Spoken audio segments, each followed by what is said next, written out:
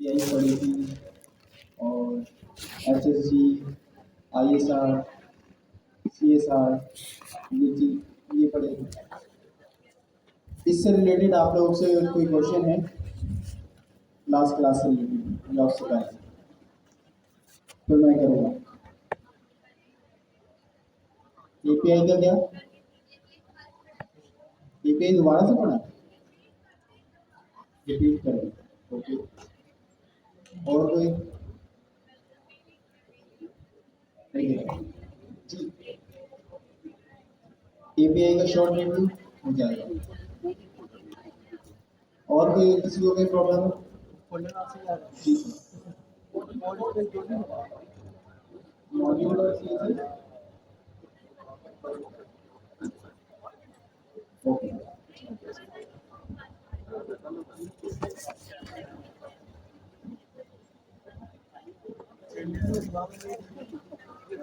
और कोई? अच्छा, एक सवाल आया कि page dot module dot CSS की जो फाइल है वो किस काम की आती है? देखिए, वो बेसिकली आपके जितने भी पेजेस हैं ना, उनके ऊपर सीएसएस अप्लाई करने के लिए काम आ रही होती है। लाइक आप एक तो कॉम्पोनेंट्स आप बना रहे हैं, ठीक है, उसके लिए आप ज़रूरी नहीं कि आप पेज डॉट मॉड्यूल भी हैं, आप ग्लोबल सीएसएस में भी कर सकते हैं, आप कस्टम अपनी सीएसएस की एक फाइल बना के उसमें भी कर सकते हैं। बट जो आप पेजेस बना रहे हैं, पेज डॉट की एसेट्स, उसकी जो सीएसएस अगर लिख रहे हैं तो वो आप page dot module dot CSS के अंदर भी लिख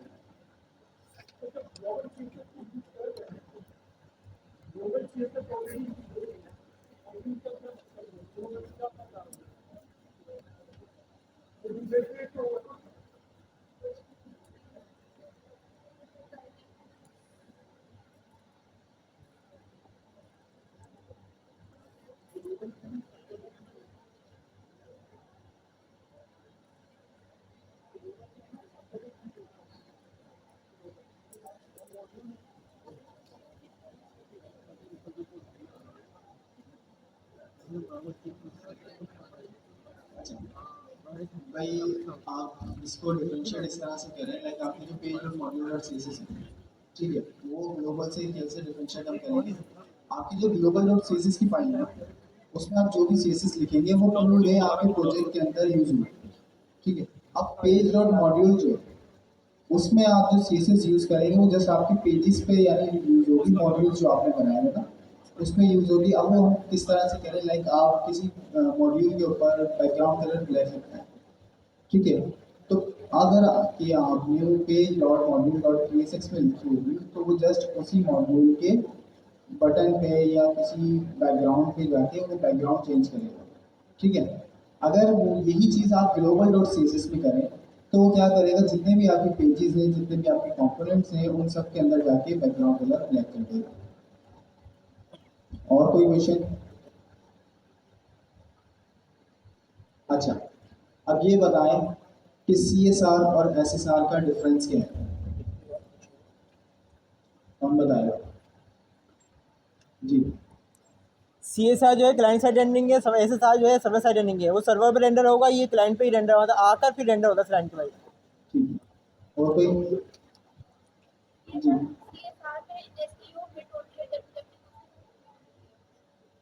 सीएसआर में एसईओ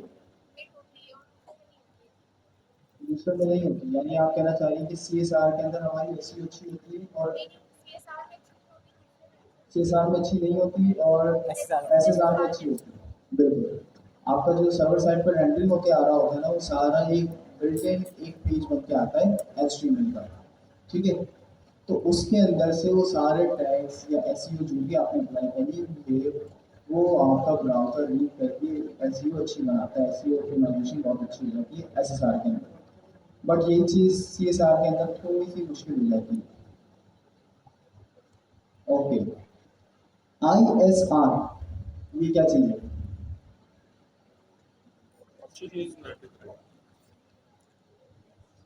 जी श्योर भाई।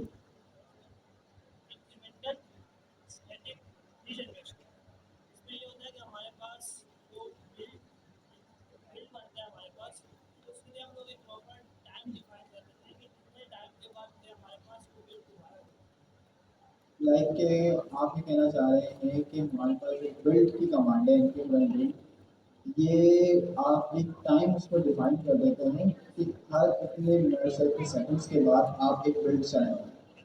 बिल्कुल। आई सर क्या है? Incremental static regeneration. ठीक है, ये क्या करती है, लाइक आपने सी एस आर जो हम यूज़ कर रहे होते हैं मोस्टली वहाँ पे यूज होती है।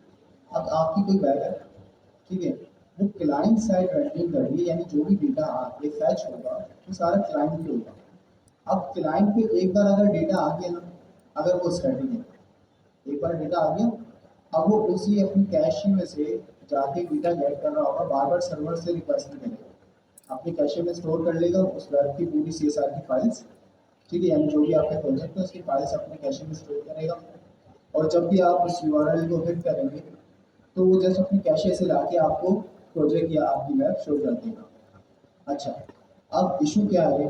अब अगर हम सर्वर पे कोई चीज़ चेंज करते हैं, ठीक है, सर्वर पे चेंज किया हमने, अब जब तक हम बिल्ड नहीं करेंगे ना, तब तक वो हमारे कैशे में अपग्रेड या उसको चेंज नहीं करेगा, अपडेट नहीं करेगा। ठीक है। अब आईएसआर क्या करता है कि भाई आपने एक कमांड चला दी कि अगर आपका कोई ऐसी वेब है जो हर सेकंड या हर मिनट में अपना डेटा चेंज कर रही है, ठीक है, लाइक आपकी जो वेब ट्रेडिंग की वेब है, हर सेकंड चेंज हो रहा है, ठीक है, तो इस तरह से जो भी आपका डेटा है वो एक टाइम के बाद एक बिल्ड कमांड चलाएगा, ठीक है, ताकि आपका वेब हर सेकंड अपलोड अपडेट हो जाए। अब इसी से related SSG, static site generation.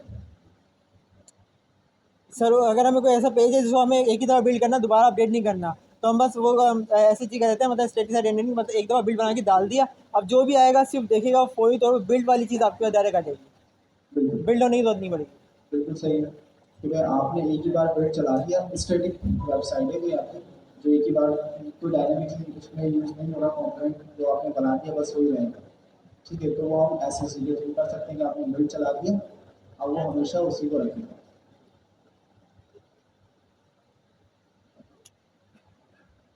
आप लोगों को इसमें से कोई क्वेश्चन है?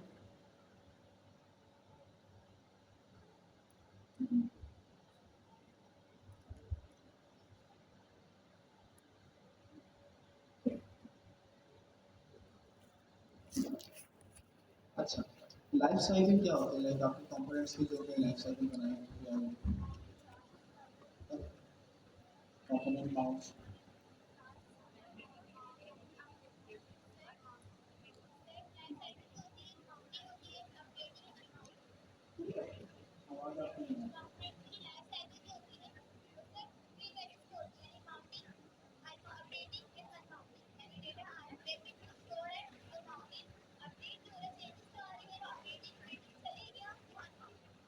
सही है, ओके, माउंटिंग है। यहाँ से कोई बताना चाहेगा वॉइस में से?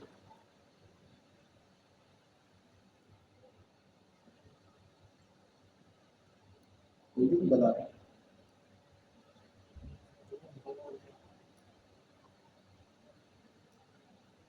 लास्ट क्लास क्लियर है ना आप लोगों को? जब प्रॉब्लम होगी सवाल में क्वेश्चन है।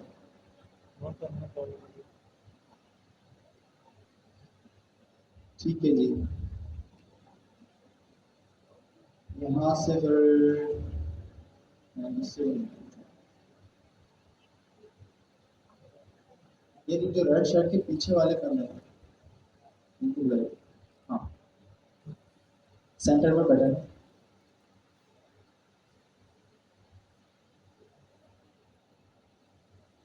नहीं आता, ठीक है, बैठ जाए।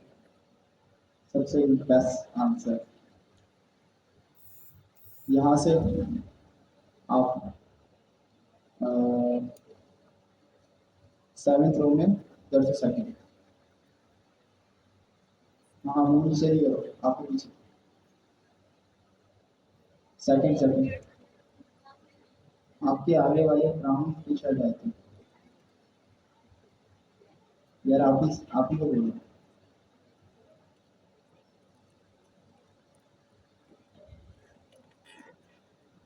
जी, लाइफ साइकिल,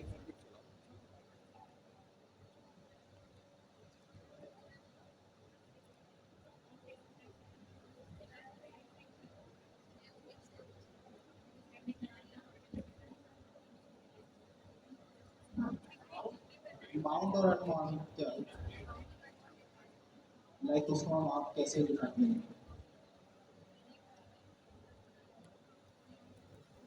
अच्छा चलो छोड़ो ये सवाल चेंज करो। यूज स्टेट क्या है? यूज स्टेट किस तरह से यूज हो रहा होता है?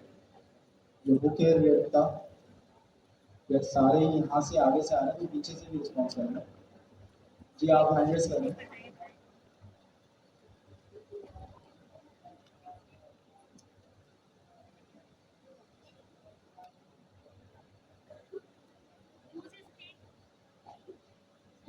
इसे अच्छे से जी।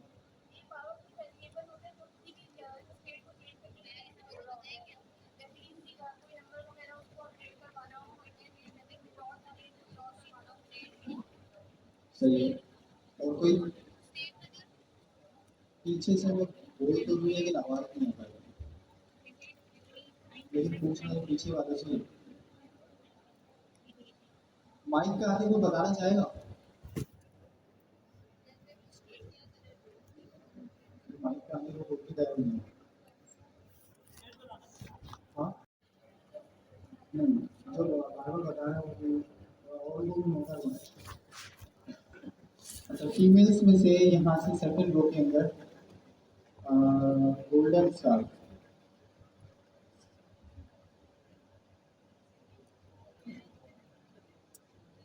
जी आप एपीआई क्या चीज़ है?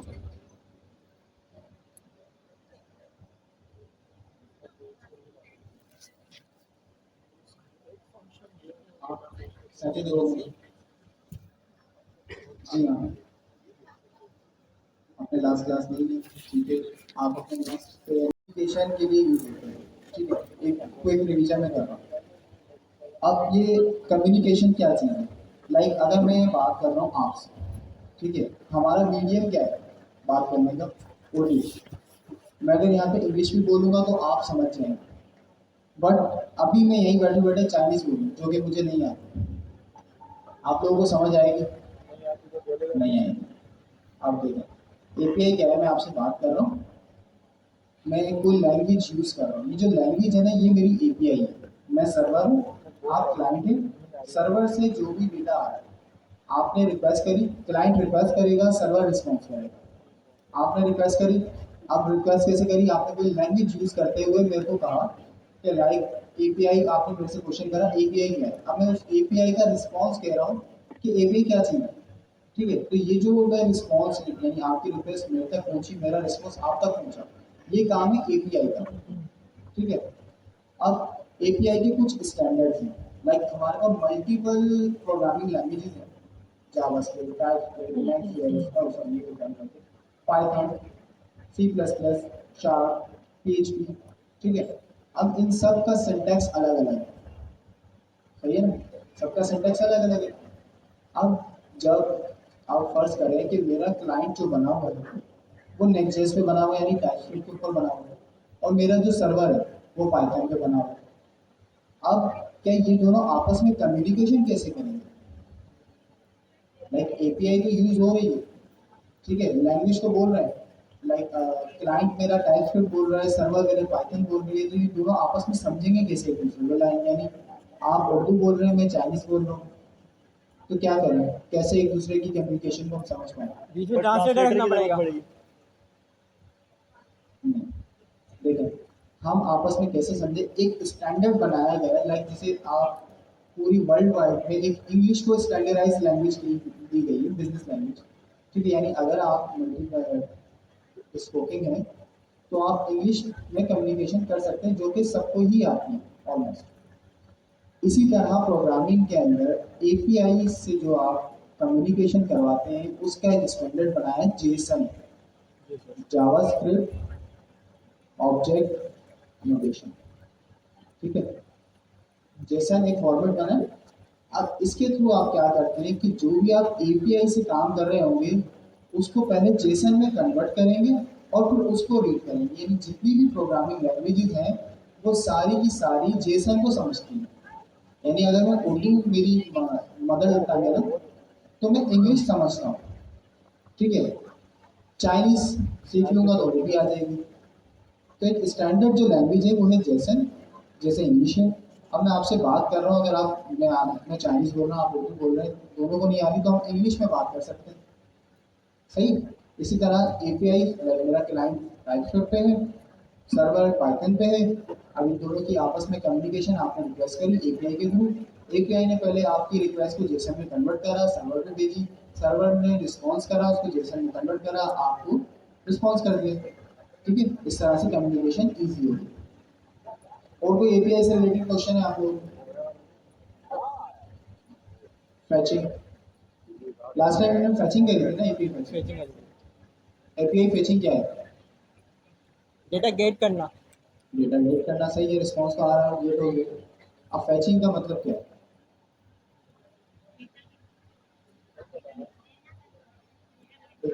फैचिंग का मतलब क्या है? लाइक आपने रिक्वेस्ट करी, सर्वर ने रिस्पॉन्स करा है। अब जो रिस्पॉन्स आया है वो जेसन फॉर्मेट में आया है, सही है। अब आप उसको रीड करके अपने ब्राउजर पे कैसे शो करेंगे? ठीक है, ये जो शो करने का तरीका नहीं, ये कहलाता है फैचिंग। अब समझ लें आपका एक जेसन फॉर्मेट में एक ऑब्जेक्ट आया, यूजर का ऑब्जेक्ट आया जिसके अंदर उसका नेम है, आईडी है, रोल नंबर है और एड्रेस है, चार चीजें। अब ये एक ऑब्जेक्ट बना हुआ है, अब इसको हम फैच करके कैसे अपने ब्राउजर पे शो करें, ठीक है। तो ये काम करता है फैच का फंक्शन। एक दो हुक्स हैं, उनके थ्रू करते हुए हम इसको जेसन से अपने ब्राउजर पे शो करवा सकते हैं।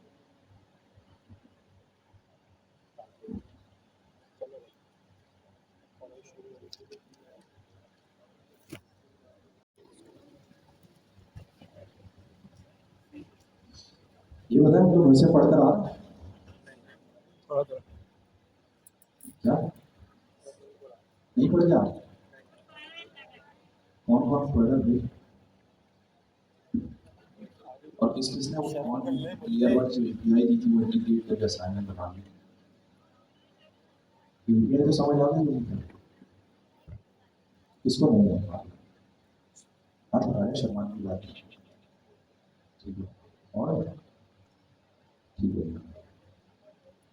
अब देखिए, लास्ट क्लास में दो तीन चीज़ें हमने की थी, सीएसआर, आईएसआर, एसएसजी और क्या कहते एसएसआर। मैंने आपसे कहा था कि यार हो सकता है आपको इम्प्लीमेंटेशन समझ ना आई हो, ठीक है, आपको थ्योरी आ गई, इम्प्लीमेंटेशन आपके सर के ऊपर से शायद जा रही है, ऐसा था? सर ऐसे ही था। ठीक हो। अब जिसने पॉइंट लेयर वाली इंटीग्रेशन की थी या उसका कंपोनेंट बनाया था, ठीक है, वो मेरे कोड के साथ मैच तो कर सकता है, ठीक है। और जिसने बनाया है वो खड़ा होकर समझा सकता है यहाँ क्या चल रहा है, तो हिम्मत करके बता दो, तो बताओ। सर सबसे पहले हमने एपीआई को एक वेरिएबल बना के सेव करा था।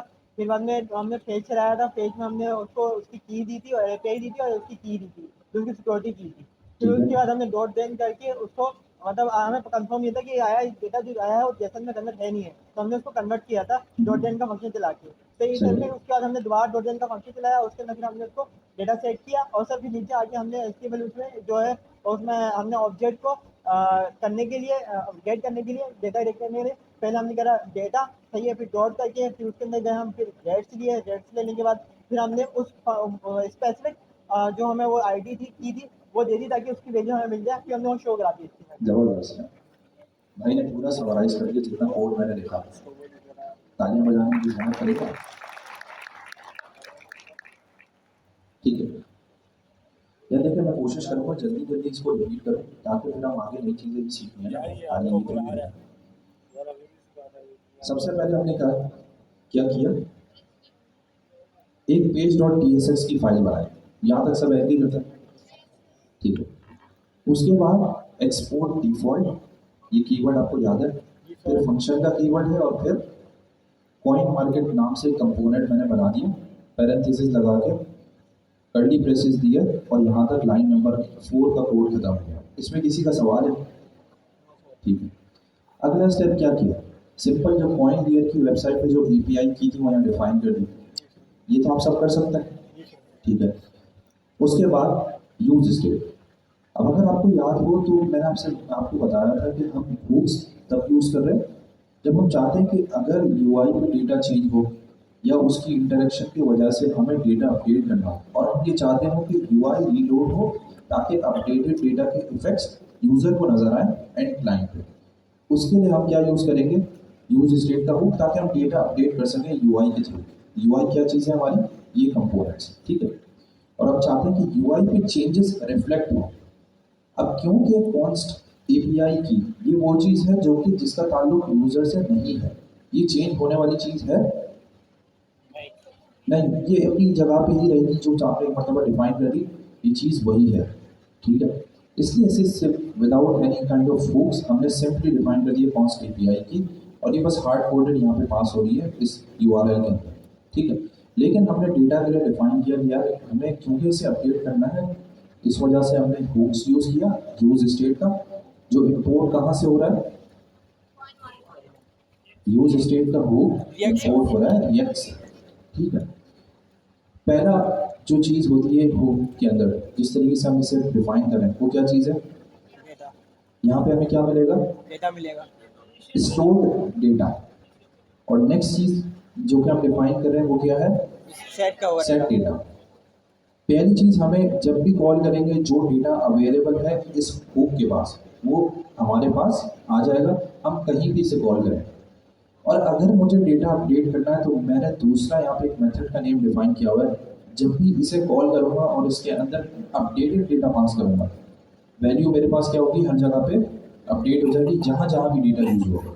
दो चीज़ें, एक चीज़ है वैल्यू गेट करने के लिए जो रेफरेंस नेम है वो क्या है? डेटा। डेटा। और वैल्यू अपडेट करने के लिए जो रेफरेंस मेथड नेम है वो क्या है? Set data. इसमें किसी का सवाल पूछा? एरर आ रहा होगा, ये सिलेक्ट का मैंने कह रहा क्या आ रहा होगा? स्क्रीन शॉट डाल दें काम में डिस्काउंट पर अगर चल रहा है तो।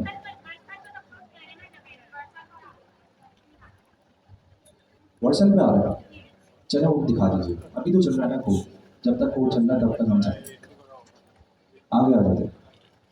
आगे मैंने आपसे कहा था कि हम फेच का मेथड यूज़ करें, सही है। अभी जो इम्प्लीमेंटेशन है ना यूज इफेक्ट के अंदर इस तरीके से यूज़ करने की, .10 की प्रॉमिस के थ्रू करने की, ये पुरानी अप्रोच है। सिर्फ समझाने के लिए आपको यहाँ पे जो है ना इस तरीके से हमने चेनिंग मेथड के थ्रू समझाया था, ठीक है। बहरहाल जब आप काम करेंगे तो हम दूसरा मेथड यूज़ करेंगे, वो आगे चल के डिस्कस करेंगे। फेच बिल्कुल आसान है, ठीक है। सबसे पहले तो हम सिर्फ इस ब्लॉक ऑफ कोड को डिस्कस करते हैं, फिर यूज इफेक्ट पे। अब मैं काम करता हूँ उसमें थोड़ी सी स्पेसेस ऐड कर देता हूँ ताकि हमारा कंसिडरेशन सिर्फ इसी ब्लॉक ऑफ कोड। फेच के अंदर सबसे पहला आर्ग्यूमेंट क्या पास हो रहा है? फेच के अंदर सबसे पहला आर्ग्यूमेंट क्या है? एपीआई का एड्रेस है। एक ही आर्ग्यूमेंट है और वो आपका क्या है? कॉइन लेयर की एपीआई, यस सर। ठीक है। उसका जो पाथ है एक्चुअल वो यहाँ पे मैंने एपीआई क्यों क्यों पास किया आपको बताया भी था। जैसे की स्टोर की है यूजर एक्सेस। एपीआई की ज़रूरत ही क्यों है? सर सिक्योरिटी के लिए। क्या चीज़?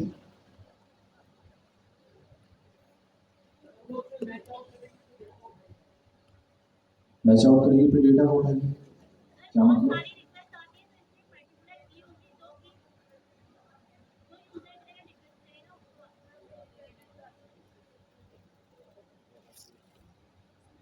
ये डिस्प्ले नजर आ रही है आपको? Yes sir. टाइम देखिए।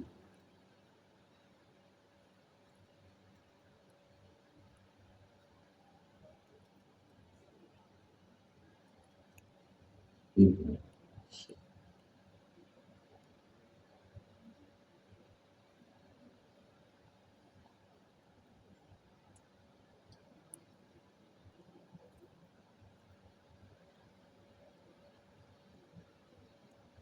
ये डैशबोर्ड आपको नजर आ रहा है? Yes sir. यहाँ पे एपीआई की डिफाइंड है जो कि मैं अपने कोड में यूज़ कर रहा हूँ। किस बेसिस पे आइडेंटिफाई कर रहा है कि एपीआई रिक्वेस्ट मैंने जो है 97% कंज्यूम कर ली है? सर सिक्योरिटी की से। इस की के जरिए आइडेंटिफाई करा है। ये मेरे लिए यूनिक है, हमजा भाई के लिए यूनिक है। यहाँ से मैं किसी को कहूँगा उस वो जब अकाउंट बनाएगा उसके लिए यूनिक है। मिसाल के तौर पे अगर आप API की यूज़ नहीं करेंगे तो 50 बंदे रिक्वेस्ट भेज रहे हैं, आइडेंटिफाई कैसे करेगा कि किसकी रिक्वेस्ट कहाँ से आ रही है और किस पे ब्लॉकेज लगाना है। मिसाल के तौर पे जब रिक्वेस्ट आती है तो जाहिर सी बात है सर्वर की रिसोर्स कंज्यूम हो रही है ना डेटा प्रोसेसिंग के लिए, तो मैं हर बंदे को खुला खाता तो नहीं दे सकता कि आप आए मेरे सर्वर पे हिट करें। डीडोस अटैक का नाम सुना? नहीं सुना, चले उसमें अभी नहीं जाते।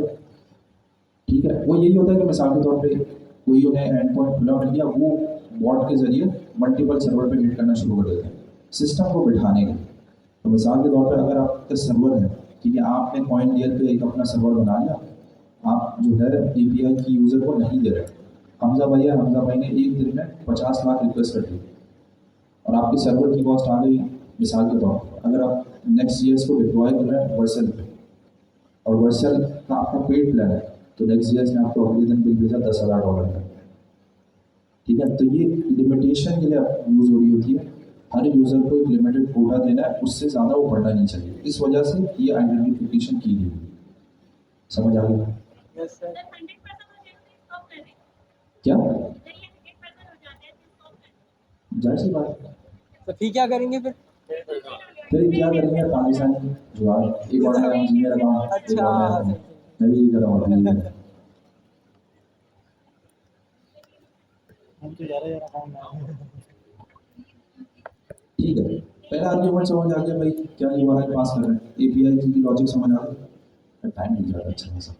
ठीक है, उसके बाद की लॉजिक पता है भाई, डॉट डेट क्या कर रहा है, कन्वर्ट कर रहा है जैसे जोर से रिस्पॉन्स आ रहा है उसको क्या कर रहा है, जेसन में कन्वर्ट कर रहा है, फुली नहीं, ये प्रॉमिस रिटर्न करेगा। प्रॉमिस को रिजॉल्व करने के लिए अगर आपको याद हो तो हम डॉट देन डॉट कैच वाले जो काम करते थे टाइप स्क्रिप्ट के अंदर, वही काम होता है।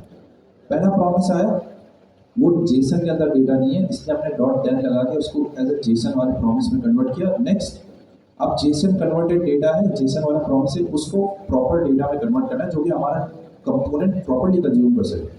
तो यहाँ पे मैंने अगला डॉट देन लगा दिया और फिर मैं सेट डेटा कॉल कर रहा हूँ। सेट डेटा क्या फंक्शन था ऊपर, मेथड के अंदर वैल्यू सेट करवाने का। इसमें किसी का सवाल है यार, इतना तो आसान है, इसमें क्या मुश्किल। ठीक हो गया, यहाँ तक इसका काम खत्म हो गया। सही है, इसने डेटा ला के आपको दे दिया। अब मैं आपको बता देता हूँ यूज इफेक्ट क्या कर रहा है। यूज इफेक्ट अगर आपको याद हो लास्ट क्लास में अवैध भाई ने आपको करके दिखाया था कि यार जैसे ही कंपोनेंट रेंडर होता है, ये पर्टिकुलर चीज़ जो है ये बेसिकली लाइफ साइकिल मेथड है। लाइफ साइकिल मेथड का मतलब क्या है, जैसे ही कंपोनेंट स्क्रीन पर डिस्प्ले होने वाला होगा, ये हो चुका होगा, तो ये उसकी इसके अंदर जितना भी मैटर होगा ना ये रेंडर हो जाएगा। ठीक है, लेकिन ये कब रेंडर होगा, सिंगल टाइम अगर आपने यहाँ पे स्क्वायर ब्रैकेट किया हुआ है।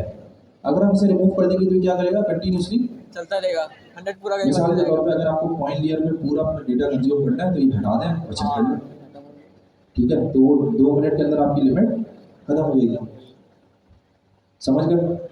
किसी का सवाल, जिसका सवाल है तो अभी पूछ लेना, याद करें नहीं है। अब मैं अपने स्पेसेस मिटा देता हूँ और अब हम देखते हैं हम क्या कर रहे हैं। जेसन कन्वर्टेड डेटा एक डेटा है जो कि मैं किस में सेट करवा रहा हूँ, थ्रू सेट डेटा के। ये डेटा मुझे कैसे अवेलेबल होगा, कंपोनेंट के अंदर से डेटा है थ्रू डेटा। बात समझ आती है ना ये? अब मैं कंपोनेंट या यूआई के अंदर क्या कर रहा हूँ, सिर्फ मैंने रेफर किया ये डेटा लो, डेटा का वेरिएबल, उसमें रेट्स की प्रॉपर्टी होगी और उसके अंदर बीटीसी की प्रॉपर्टी होगी। अब अगर आपको समझ आ रही है तो ये क्वेश्चन मार्क क्यों लगे, कोई बताएगा? नहीं सर, सब पहले चेक करेगा फिर बाद में काम करेगा। एक मिनट, सब साथ बोलेंगे तो समझ नहीं आएगा। कोई बंदा बता, आप बताएं।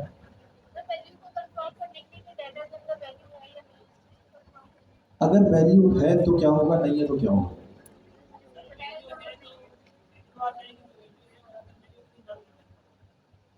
सही है। ये जो क्वेश्चन मार्क है ना, ये ऑप्शनल चेनिंग के लिए यूज हो रहा है। ये चेक करता है सबसे पहले स्टेप क्या डेटा है। ठीक है, अगर मैं हटा दूंगा ना, ये एक्सपेक्ट करेगा डेटा हमेशा होगा। ठीक है, जब मैंने क्वेश्चन मार्क लगाया तो अभी ये चेक करें कि क्या डेटा है। अब डेटा के बाद नेक्स्ट प्रॉपर्टी क्या है, रेट्स। अब ये चेक कर रहा है क्या रेट्स है। अगर मैं ये हटा दूंगा तो अब ये क्या एक्सपेक्ट कर रहा है, रेट्स हमेशा होंगे। अब क्योंकि एपीआई से डेटा आ रहा है, इसको हैंडल करने के मजीद तरीके हैं, लेकिन ये सबसे इस वक्त शॉर्टेस्ट तरीका है जो मैं आपको यहाँ पे वन लाइनर दिखा रहा हूँ। वरना हम यहाँ पे ऊपर कंडीशन लगा सकते हैं, इफ डेटा, उसके नीचे फिर यूआई रेंडर होगी, एल्स हम लोडिंग का मैसेज दिखा सकते हैं, बहुत सारी चीज़ें हो सकती हैं, लेकिन सिर्फ यहाँ पे सिंप्लीफाई करने के लिए हमने वन लाइनर काम किया। ठीक है, तो डेटा सबसे पहले एक्सपेक्ट ये करेगा, ये अगर मैं क्वेश्चन मार्क हटा दूंगा कि भाई डेटा हमेशा होगा, लेकिन मैंने क्वेश्चन मार्क इसलिए लगाया कि भाई मुझे पता है कि भाई डेटा ईपीआई से आएगा, हो सकता है मेरा नेट स्लो देर से आए, ठीक है, तो फौरन से अवेलेबल नहीं होगा, ठीक है, एक सर्टेन टाइम के बाद जाके डेटा अवेलेबल होगा, इसलिए हमने सिर्फ यहाँ पे क्या किया है, क्वेश्चन मार्क लगाया। बट अब विदाउट उसके करूँगा तो मेरे पास जैसे ही एप्लीकेशन लोड होगी एरर आना शुरू हो जाएगा। एरर क्यों आएगा, बाय डिफॉल्ट वैल्यू क्या डिफाइन की हुई है, डेटा की नल, तो ये नल में रेट्स ढूंढना शुरू करेगा, रेट्स के अंदर पीडीसी ढूंढना शुरू करेगा, तो एग्जिस्ट ही नहीं करता ना। जब तक डेटा आएगा नहीं यहाँ से, तब तक ना डेटा के अंदर कोई चीज़ अवेलेबल है, ना रेट्स के अंदर कोई चीज़ अवेलेबल है। लेकिन सर डेटा आ गया तो डेट्स में तो आगे होगा ना फिर। हाँ, तो जैसे ही रेट की डेटा बात आएगा हो, वैसे ही रेंडर कर देगा। लेकिन सर रेट के बाद जरूरत तो नहीं है फिर, क्या चीज़, रेट के बाद भी जरूरत नहीं है क्वेश्चन मार्क की। रेट्स के बाद तो है ना, देखो डेटा है, जैसे डेटा आ ठीक गया, है, मैंने चेक किया यार डेटा में वैल्यू है, तो रेट्स को चेक करो, वरना कुछ भी नहीं करेगा, यहाँ पे कंडीशन रुक जाएगी, नल दिखा देगा कुछ भी वैल्यू, सही है। फिर ये चेक करेगा रेट्स के अंदर वैल्यू है, ठीक है, अगर है तो उसमें जाके पीडीसी लेकर तो आओ। उसमें तो लाजमी होगी ना रेट। अब मिसाल के तौर पे अगर रेट्स नहीं है, रेट्स नल है, ठीक है, अज्यूम नहीं करो, तो ये कंडीशन यहीं पे रुक जाएगी, डेटा पे रुक जाएगी, ठीक है, और अगर रेट्स में बीटीसी नहीं है तो ये क्या करेगा, ये फिर भी नल वैल्यू दिखाएगा, ठीक है, हम लगाते ये कब है, क्वेश्चन मार्क डॉट वाली नोटेशन से पहले, ठीक है, यहाँ पे बीटीसी के लिए लगाना जरूरी नहीं है, समझ गए, यस सर, यही कहना था। बीटीसी बीएनबी के लिए लगाना जरूरी है, डॉट नोटेशन से पहले क्वेश्चन मार्क लगाना जरूरी है, क्योंकि मैं रेफर कर रहा हूँ, मैं कह रहा हूँ ये चीज़ हमेशा होगी। बीटीसी में मैं कोई चीज़ यहाँ पे ये नहीं कह रहा कि बीटीसी के अंदर ये चीज़ लाजमी होगी, मैं सिर्फ कह रहा हूँ बीटीसी है दिखा दो, नहीं है तो कोई बात नहीं, समझ गए। सही है सर। और किसी का सवाल, ये सवाल तो मुश्किल है, सबको समझ आ गया, हाँ पूछना, स्क्वायर ब्रैकेट का है, 50। लाइन नंबर बता दो अपनी ज़बान, लाइन नंबर 14 स्क्वायर ब्रैकेट। अभी मैंने भाई को बताया देंगे, यूज इफेक्ट है ना, एक लाइफ साइकिल हुई है, लेकिन इसका मसला क्या है, ये बेसिकली रेंडर चलता है कंडीशंस में, ठीक है, एक कंडीशन ये है बाय डिफॉल्ट, जो पहली कंडीशन है, कंपोनेंट लोड होगा, यूज इफेक्ट का फंक्शन मिसाल के तौर पर कॉल होगा, इसमें जितना भी कंटेंट है वो चल जाएगा, सही है, ये बात समझ आती है आपको। लेकिन अगर मैं ये स्क्वायर ब्रैकेट नहीं डिफाइन कर रहा हूँ तो ये चीज़ कंटिन्यूसली चलती रहे।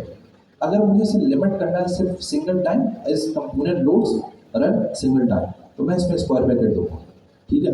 अगर ये मैं मिटा दूंगा तो ये कंटिन्यूस चलता रहेगा इन्फिनिटी तक, आप क्योंकि पेड एपीआई यूज़ करें तो आपका सारा कोटा एक साथ खत्म हो जाएगा। अभी यूज़ क्यों हो रहा है यहाँ पे स्क्वायर ब्रैकेट में, आगे चल के क्या होगा, एक सिनेरियो है, मिसाल के तौर पे यूज़र आता है आपकी नई एप्लीकेशन बना रहे, ठीक है, लेकिन बीटीसी और बीएनबी का रेट नहीं आ रहा, आपने यूज़र से कहा कि मुझे तुम कीवर्ड बताओ, उसके अगेंस्ट में मैं डेटा फैच करके लेकर आऊँगा, सही है। अब उसमें वो होगा, यूज़र आएगा लिखेगा बीटीसी, उसके अगेंस्ट में मुझे क्या करना है, डेटा देना सर। एपीआई कॉल करनी है। अब जब बीटीसी के अगेंस्ट में एपीआई कॉल करनी है तो मैं यहाँ पर डिफाइन कर रहा हूँ कंडीशन, फिर क्या करेगा, यूज इफेक्ट का ये हो, ये डायरेक्टली कंपोनेंट लोड पे भी डेटा लेकर नहीं आएगा, जब तक उस कंडीशन, वो पर्टिकुलर कंडीशन एमिट नहीं होगी या रेंडर नहीं होगी या ट्रिगर नहीं होगी, तब तक ये चीज़ नहीं चलेगी, ठीक है। जब वो कंडीशन डिफाइन होगी, जब यूज़र लिखेगा, तब तक उसने बीटीसी लिखा और इंटर दबाया सर्च के बटन पर, यहाँ पे हम कंडीशन डिफाइन करेंगे, कंडीशन की बेस पे ये पूरी लॉजिक रेंडर करेगा और उस पर्टिकुलर पॉइंट का डेटा लेकर आएगा। इतनी बात समझ आती है। अभी क्योंकि हमें सिंप्लीफाई रखना है, हमने कहा भाई सिर्फ एक मरतबा चलो, उसके लिए क्या नोटेशन है, स्क्वायर ब्रैकेट, इससे ज़्यादा इस वक्त समझने की ज़रूरत नहीं है। सवाल और किसी का, सॉरी, समझ लें, ब्रेक का काम करा या आसानी के लिए एक मरतबा एग्जीक्यूट होने का कंपोनेंट जैसी लोड हो, उसका काम कर रहा है।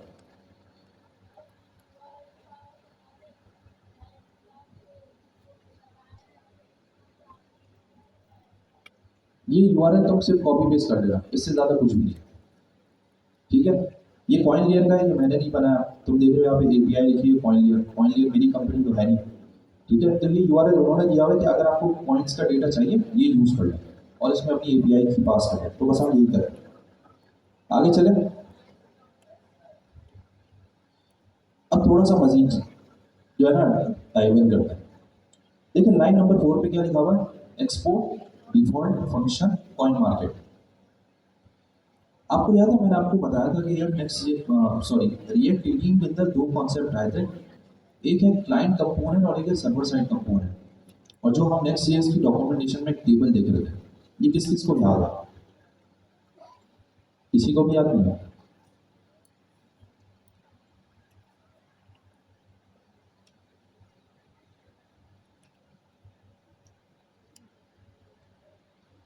यार आपको फॉरवर्ड नहीं है, बड़ा मसला हो जाएगा। हमने भाई हमारा टेस्ट कर रहे हो ऑफिस, जो हमें भी दे रहा है पढ़ने के लिए। इस वीक में हमारा भी टेस्ट है, अगर हम फेल हुए तो हम भी फारिग हो जाएंगे। तो सबको पढ़ना भाई, हमें भी पढ़ना, आपको भी पढ़ना। ऐसे ही हमला भाई बोलने पहले मैं शादी करूँगा फिर पढ़ाऊँगा।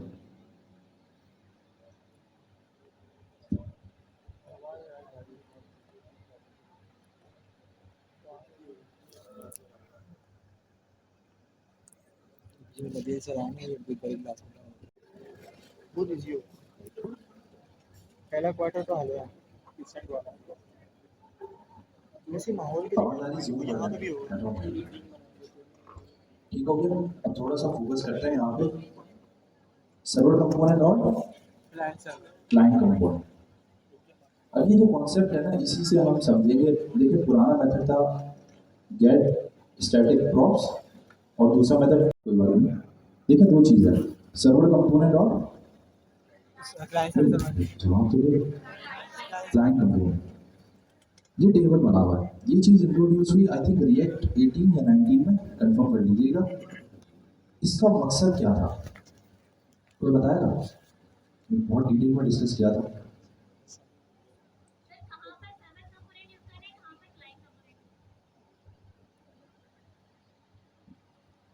अच्छा मैं परेशान हो गया, लेकिन मेरा सवाल ये था ना कि कहाँ पे सर्वर यूज़ करना है, कहाँ पे क्लाइंट यूज़ करना है, इसी वजह से इंट्रोड्यूस करवाया ना। वो एग्जैक्ट जगह कोई बताया था? सर सर पहले जो हम बनाते थे ना वो सर्वर साइड कंपोनेंट होता था। तो अब जो है नेक्स्ट जैसे कर दिया कि अब कंपोनेंट डायरेक्टली या तो सर्वर साइड कंपोनेंट होगा या क्लाइंट साइड कंपोनेंट होगा, पूरा कंपोनेंट या वो होगा।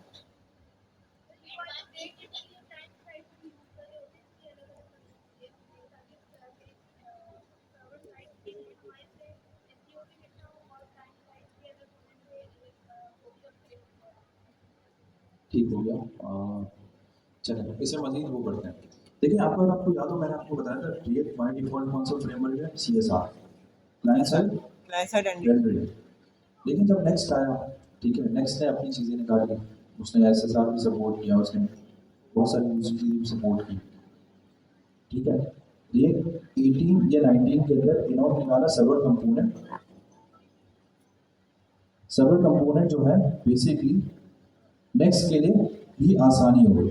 पहले जो एक मेथड था ना, बेसिकली इनके दो मेथड थे, एक गेट स्टैटिक प्रॉप्स करके था, जो कि आपको शायद यहाँ पे नजर आ जाएंगे वर्जन 13 या 14 में। ठीक है, वो भी हम कवर करेंगे, लेकिन फिलहाल क्योंकि मुझे सर्वर और क्लाइंट कंपोनेंट कवर करना है, उस पर फोकस करते हैं। सर्वर कंपोनेंट और क्लाइंट कंपोनेंट टेबल नजर आ रहा है? यस सर आ रहा है। पहला है फेच डेटा, यस सर। ये क्या कह रहा है? सर जो एपीआई से फेच करना है। वजह समझाया, सर्वर पे ही क्यों फेच करो, क्लाइंट पे मिल जाता हूँ, क्या मसला है?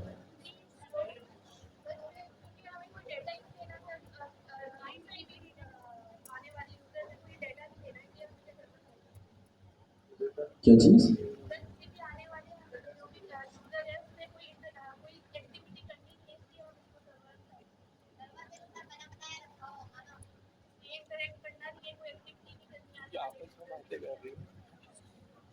सर सर्वर फास्ट भी होता है तो वहीं पे फेच हो जाए ज़्यादा अच्छा है।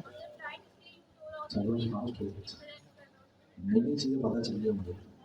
अच्छा डेटा सिक्योरिटी, इसको थोड़ा सा डिफाइन करते हैं। डेटा सिक्योरिटी से क्या मतलब है? कौन सा डेटा सिक्योर करना है?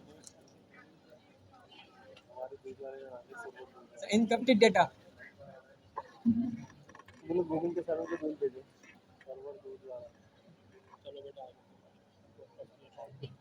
ठीक हो गया। ओके, एक्सेस बैकएंड रिसोर्स ये कौन बताएगा भाई?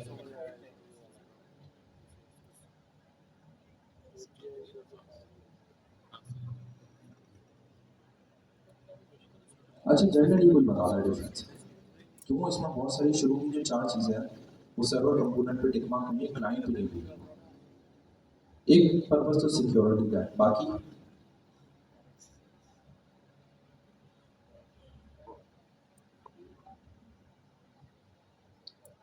स्पीड का, हाँ स्पीड का हो सकता है। एक इन्होंने बताया ऑप्टिमाइजेशन एसईओ का भी। अच्छा चलिए ये बताइए, तो चले गया सर्वर में क्लाइंट पे रखने के क्या नुकसान आते हैं?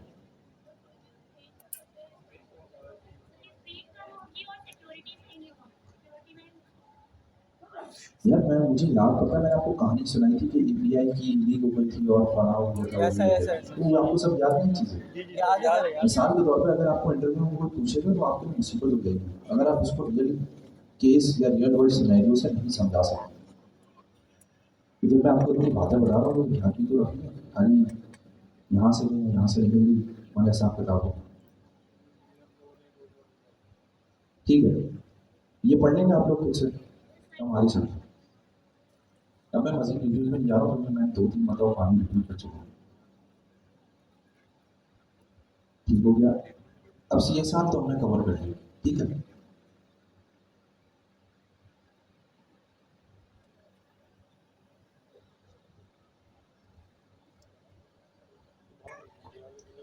अब आते हैं एसएसआर पे। यहाँ मैंने जो रेपो बनाई है, ये जो प्रोजेक्ट बनाया है, इसमें मैंने चारों की इम्प्लीमेंटेशन जो है ऐड करके रख दी। मगर मैं आपको समझाने के लिए इसे वापस एक मरतबा हार्ड कोड या टाइप करूँगा ताकि आपको एक चीज़ समझ आ जाए। ठीक है, तो सबसे पहले हम एक बनाते हैं नया पेज का राउट। वो क्या होगा basically, point dash S S R dash two. Last implementation की थी वो सी एस आर की थी, वो तो आपको समझ आ गया। Yes sir. अब हम कर रहे हैं एस एस आर की। एस एस आर क्या है भाई? Server side running. ठीक है,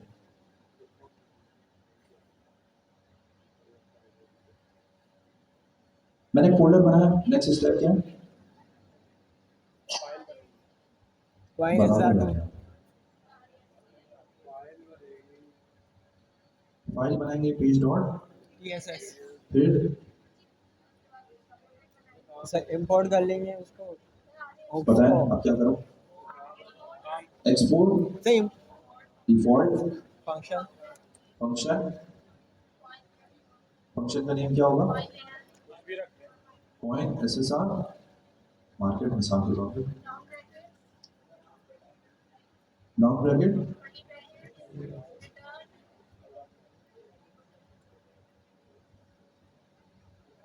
रिटर्न। इसमें एचटीएमएल आ जाएगी।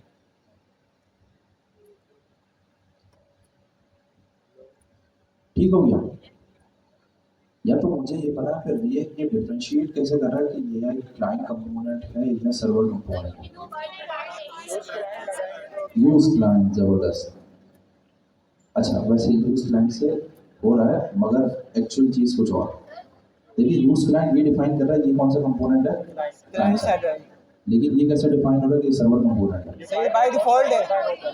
बाय डिफॉल्ट हो रहा है। Yes sir. अच्छा ऐसा नहीं है, तो आप यहाँ पे देख लें export default function point S S are market. सिर्फ एक कीवर्ड का इसमें इजाफा करेंगे, ये बाय डिफॉल्ट नेक्स्ट जेएस को कम्युनिकेट करेगा कि भाई ये जो है सर्वर साइड कंपोनेंट है।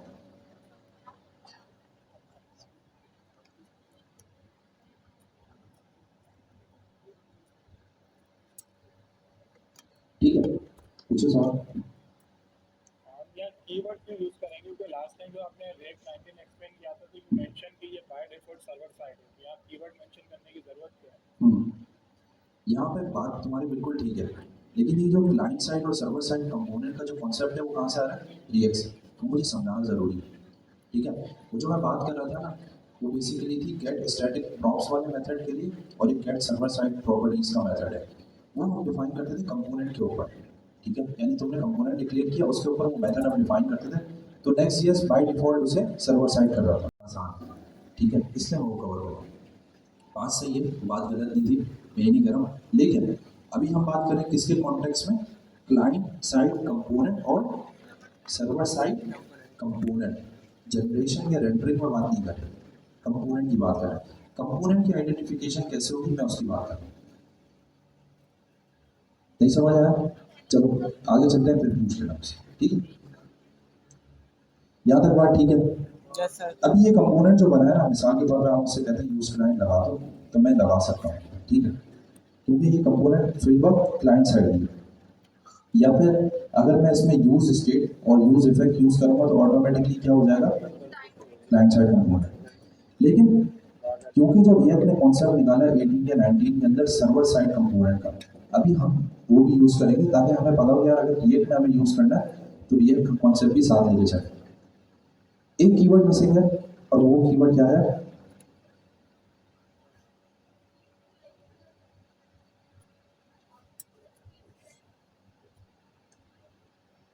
एसिंक का कीवर्ड क्या कहता है, वो बताया।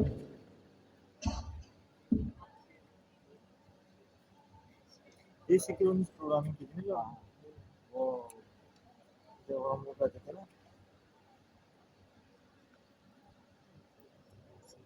सिंक्रोनस और एसिंक्रोनस पर क्या था? हाँ सिंक्रोनस में क्या वो क्या बोलते हैं, फंक्शन वगैरह वो पहले पहले क्या करता है एसिंक का कीवर्ड यार?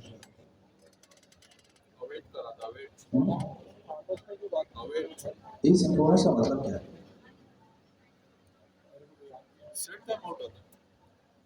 क्या चीज? वो तो फ्री से फंक्शन आते रहते हैं, लेकिन सर मतलब पूछ रहे हैं ये सिंक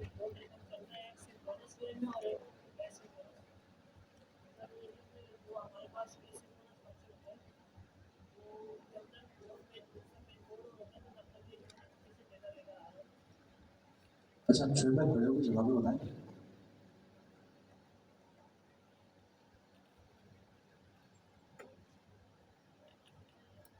सर जिस तरह से हमारे पास यूज इफेक्ट का हुक जो काम कर रहा है, तो हमारे पास जिस टाइम तक पेज लोड होता है तो वो पीछे से जो है ना एपीआई के थ्रू डेटा लेकर आ रहा होता है साथ, ठीक है, टाइम कंज्यूम ना हो हमारा। तो इस तरह यहाँ पर भी एसिंक का जो फंक्शन होता है, मतलब हमारा पेज तो साथ में लोड होता है कोड, और उसके साथ साथ ये क्या करता है हमारे पास डेटा भी लेकर आ रहा होता है। मतलब एक होते हैं दो तरह की प्रोग्रामिंग, एक सिंक्रोनस वे होता है और एक एसिंक्रोनस वे।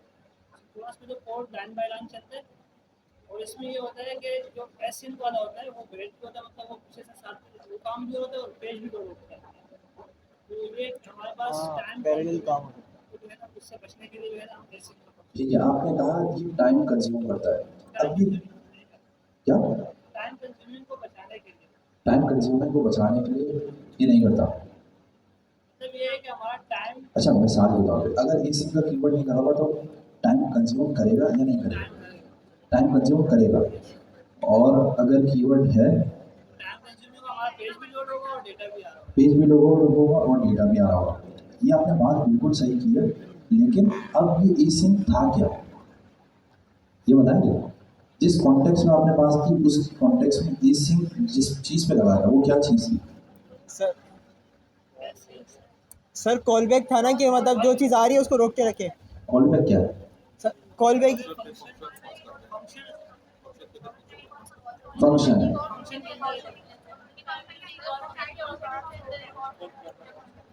बिल्कुल सही बात की, ये फंक्शन है। ठीक हो गया।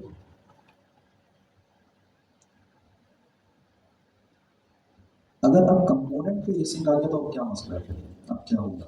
पहले तो फंक्शन पे बात की ना। ये जो कंपोनेंट होगा ना ये सर, दूसरे कंपोनेंट जो है वो हमारे पास लोड हो जाएंगे, और इस कंपोनेंट में अगर कोई डेटा आ रहा है तो डेटा जो है ना वो एट द टाइम, मतलब मीनवाइल एक तरफ दूसरे कंपोनेंट लोड भी हो रहे होंगे और ये कंपोनेंट में यहाँ से डेटा भी आ रहा है। और समझ लें, थोड़ा सा समझ लें। सबसे पहले क्या था, जब हमने टाइप स्क्रिप्ट के अंदर पढ़ा, तो जब मैं बात कर रहा था कि यार अगर मैं किसी फंक्शन के साथ एसिंक लगा रहा हूँ तो बेसिकली वो प्रोसेस एग्जीक्यूशन को रोकेगा नहीं, वही बैकग्राउंड में चल जाएगा, जैसे ही डेटा आएगा मुझे बता देगा। ऐसे ही था, यस सर, ऐसे ही था। इस चीज़ से कौन एग्री करता है? यस सर, ऐसे ही था। ठीक हो, लेकिन वो चीज़ किस पे अप्लाई हो रही थी? उस फंक्शन पे। Yes sir. वो फंक्शन बैकग्राउंड में चल रहा था और जब डेटा आया तो वो रेंडर हो गया। लेकिन मिसाल के तौर पे पूरे पेज पे एसिंक लगा दिया, तब क्या होगा भाई? जब तक वो कंप्लीट नहीं होगा तब तक वो चलेगा, नहीं सर, वो आएगा ही क्योंकि उसके बैक पे तो कुछ है नहीं ना। ठीक है, until and unless next years के अंदर कॉन्सेप्ट है लोडिंग का, वो हम बाद में पढ़ेंगे।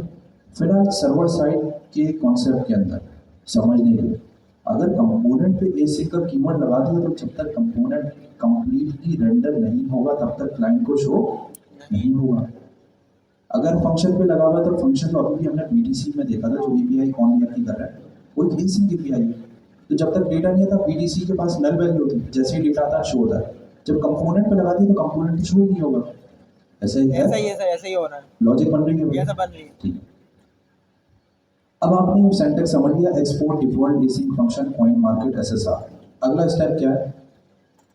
अब आपको देखिए ये पता है कि यार मैं यहाँ पे use effect use state use नहीं कर सकता, ऐसा है ना? ऐसे ऐसे ही। अब क्या करेंगे? कौन तो लगेगा? सबसे पहले मैं कौन से क्या करूँगा, एक मुझे भेज दें डिस्कॉर्ड पे, वरना मुझे अकाउंट बनाना पड़ेगा। बताया था कि ये ओल्ड प्रैक्टिस है, सिर्फ यूज इफेक्ट को समझने के लिए हम ये काम कर रहे हैं। ठीक है, अब ये आप सबको आता है। Yes sir. सबसे पहले क्या करूँगा मैं? अवेट लगा देंगे। क्या करा? अवेट। अवेट कीवर्ड आ गया, फिर फेच, जबरदस्त, हम लोगों को आता है। फिर सर वो एपीआई का पूरा एड्रेस देना पड़ेगा। एपीआई का बाद में कॉपी कर लेता हूँ सीएसआर से, कोई मसला तो नहीं होगा इसमें? नहीं सर। ये मैंने सीधा यहाँ से लिया और जाकर यहाँ पे पेस्ट कर दिया। ठीक है, अब क्या करूँ भाई? रिकॉल करें। जब मैंने क्लाइंट साइड में काम किया था तो सबसे पहला स्टेप क्या था? डेटा आया, यस सर। फिर जेसन, जेसन में नहीं था, फिर मैंने क्या किया? जेसन में कन्वर्ट किया था। कन्वर्ट किया। यहाँ भी पहले डेटा आया, नेक्स्ट स्टेप क्या है? कन्वर्ट करना है, जैसे मैंने बताया। Const converted data equals data dot JSON. JSON function मिल जाएगा। सही। दोनों स्टेप हो गए। यस सर, होगा। पहला स्टेप में डेटा फेच किया, दूसरे स्टेप में कन्वर्ट कर दिया। कन्वर्ट होने के बाद यहाँ अवेलेबल होगा, यस सर, आ गया। डेटा आ गया। डेटा आने के बाद मेरे पास क्या आखिरी स्टेप रह गया? सर अब ऑब्जेक्ट से सर चीज़ें लेनी है, ऑब्जेक्ट की शक्ल में ये आएगा। चीज़ कॉपी करनी है यस सर। और ये चीज़ प्रेस करना है। पेस्ट करनी है यहाँ पे।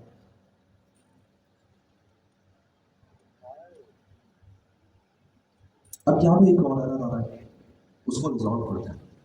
ठीक है, सबसे पहले मैंने यहाँ पे क्या किया? वो डेटा दिया हुआ है, मुझे क्या देना चाहिए? टाइप।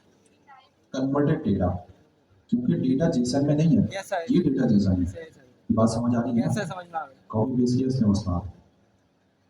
अगला स्टेप ये क्या कह रहा है? Property rate does not exist on type promise any. अब ये कह रहे हैं यार प्रॉमिस जो है ना वो उस पर ये जो टाइप है आपकी रेट्स की एग्जिस्ट नहीं करती। तो अभी काम चलाने के लिए क्या सॉल्यूशन है? एनी। एनी जिंदाबाद। क्या करूँगा मैं यहाँ पे? Type any. गायब हो गया, एरर चला गया। Yes sir. ठीक है, इसकी टाइप हैंडलिंग भी देखेंगे मगर अब नेक्स्ट स्टेप में। ठीक है, यहाँ पे किसी का सवाल यहाँ पर पूछो।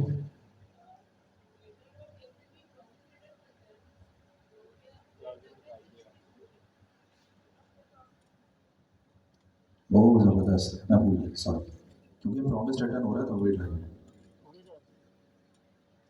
ठीक है, कौन है यार? तो जरा खड़े होना प्लीज। अरे जबरदस्त, जज़ाकल्लाह यार। आप लोग देख नहीं रहे बोर्ड, क्या करें? गलती करवा देते हैं। हमजा भाई आप नहीं देख रहे?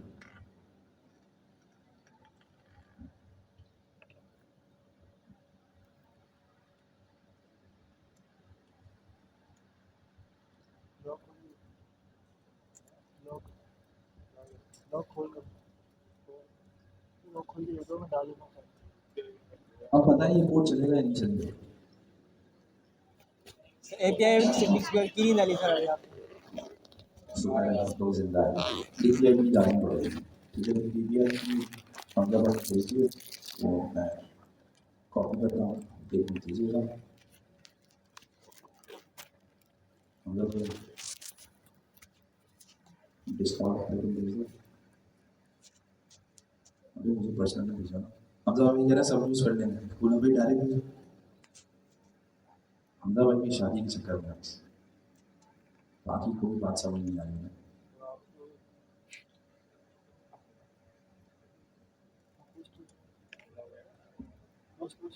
बोला आपकी हो गई सही बोल रहे हैं।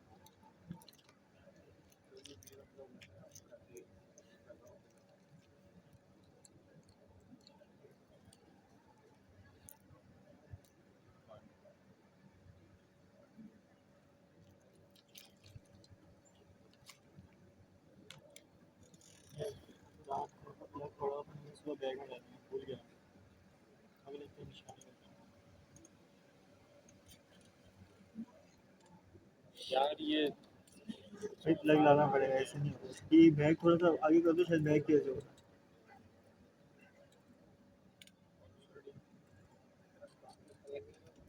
यार आप लोगों में से किसी ने ज़्यादा दिन की API नहीं भेजनी अभी तो वापस बना लेते यार इतनी देर में बोल रहा था आप पता है भाई चलेगा नहीं चलेगा चलेगा चेक करते हैं इसमें एक चीज़ अभी हमने छोड़ दी है वो आगे चल के देखेंगे चल रहा नहीं चल रहा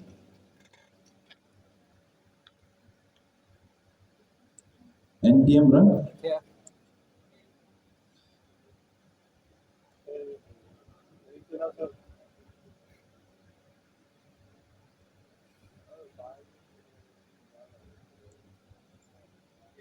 किसी को पता है npm run dev और npm run start में क्या फर्क है स्टार्ट तो पहली दफ़ा सुना है क्या चीज़ स्टार्ट पहली दफ़ा सुना है npm run start क्या कर रहा है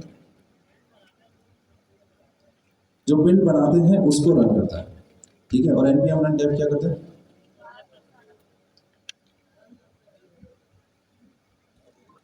point ssr2 ठीक है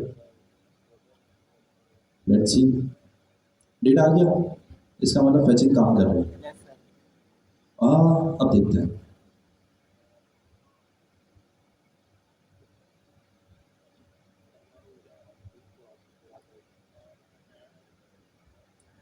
अगर आप में से किसी ने काम किया हो तो उसे याद है ये कितनी देर में डेटा अपडेट होता था 1 ईयर का एक अंदाजा टाइम फ्रेम याद है 8 सेकंड हम 8 सेकंड वेट करते हैं फिर मुझे बताइएगा क्या होता है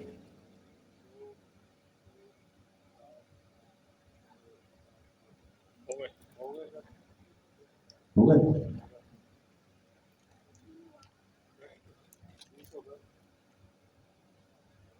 20 सेकंड हो गए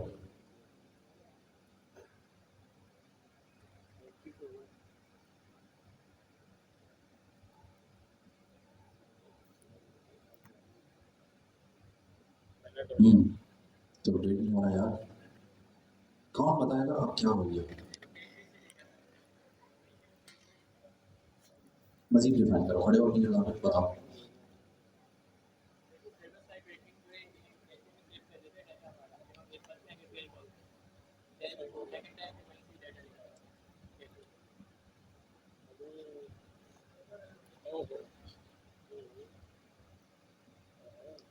ये क्यों हो रहा है प्रॉमिस बताना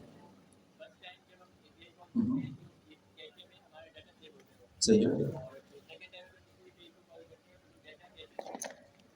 लेकिन मुझे ये बताओ यार मैं तो सर्वर साइड रेंडरिंग चाह रहा था तो मैं क्या भूल गया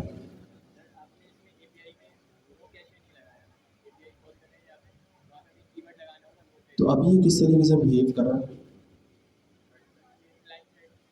क्लाइंट साइड नहीं चल रहा तुम्हारा 80% जवाब ठीक था हम बैठा ठीक है अब क्या हो रहा है भाई ने बड़ा बेहतरीन जवाब दिया भाई ने कहा कि यार ये क्या कर रहा है जब आपने फर्स्ट टाइम इस कंपोनेंट को लोड किया ना तो उसने डेटा फैच कर दिया क्योंकि डेटा तो नज़र आ रहा है डेटा फेच करने के बाद इसने क्या किया, डेटा की कैशे या कॉपी बना के अपने पास रख लिया।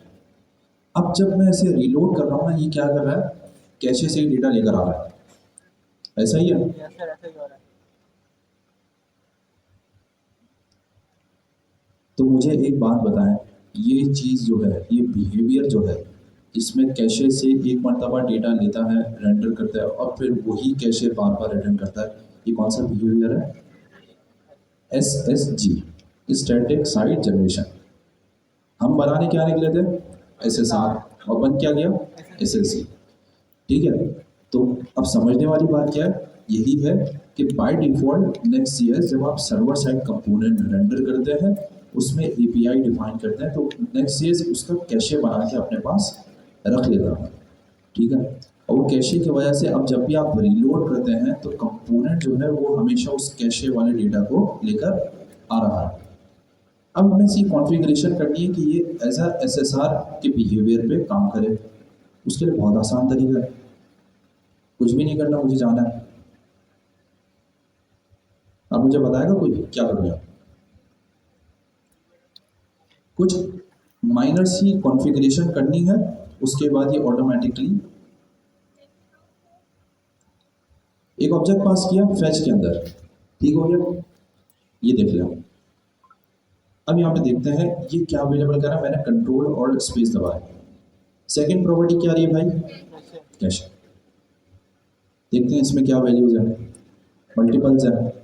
सबसे पहले क्या कर रहा है, डिफॉल्ट। इसका बिहेवियर क्या है मुझे नहीं पता, हम पढ़ के देखेंगे। फिर क्या, फोर्स कैशे।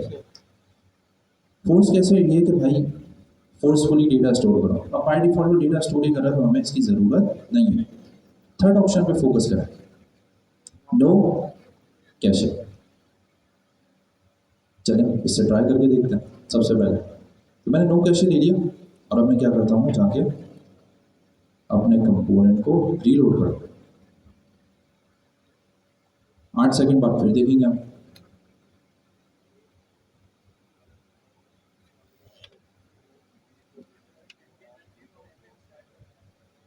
क्या चीज़, npm रन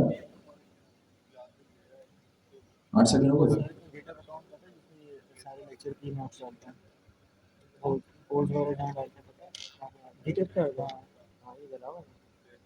वो उसमें पिन हुआ हुआ है, सबसे ऊपर वही है। अच्छा, जीटेक पे पिन हुआ है, ये तो इसमें भी कर रहे ये हैं, सारे लेक्चर डालते हैं, ये सब करो। कोई एक्सप्लेन करेगा? सोच के बता,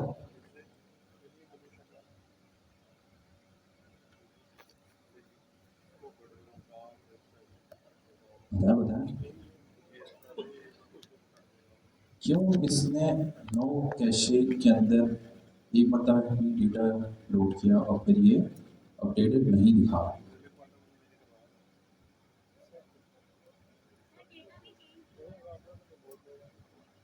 हाँ ये बात भी है,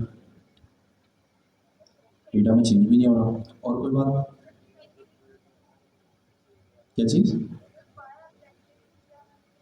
दोबारा वैलिडेट थोड़ा सा डिफाइन करें।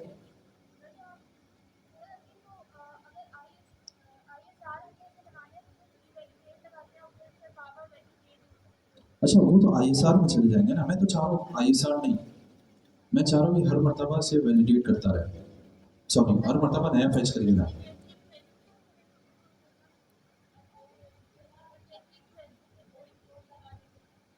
नो स्टोर लगा देंगे, ठीक है, लेकिन इससे फर्क क्या होगा? हम्म,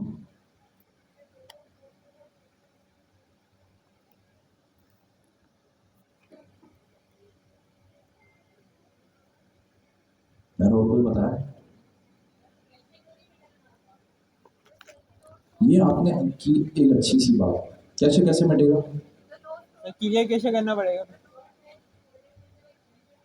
हम्म, हम्म,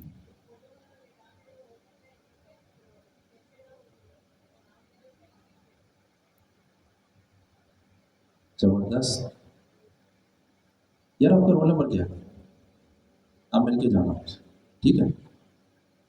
अच्छा एक और बंदा भी था, शेख मुस्तफा, दोस्तों बैठे हुए हैं क्लास में, या मुस्तफा नाम था शायद, कौन है? मुस्तफा अपनी जगह पे खड़े हो सॉरी, और स्टेज पे आओगे जरा।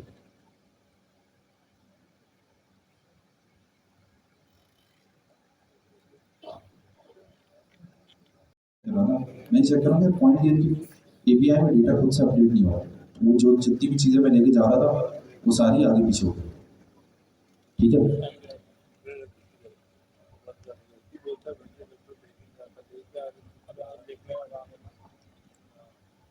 इसमें कोई चेक करके बताएगा पॉइंट की वेबसाइट पे सिर्फ ईटीसी का रेट क्या चल रहा है?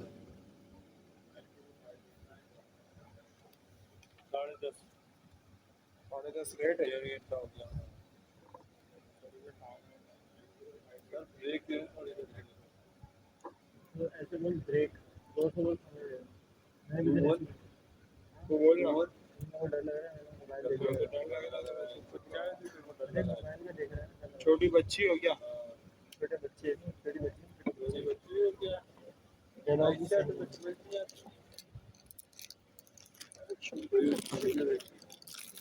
वो यार अच्छा है, वो पॉइंट ईयर वाली एपीआई चेक कर रहा है, इसका डेटा अपडेट है।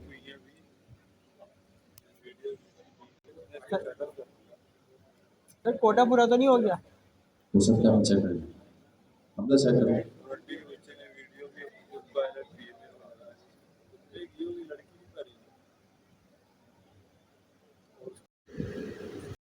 किसी और फाइल का और राउट कुछ और चला रहा, ठीक है, तो छोटी छोटी बेवकूफ़ियाँ हो जाती।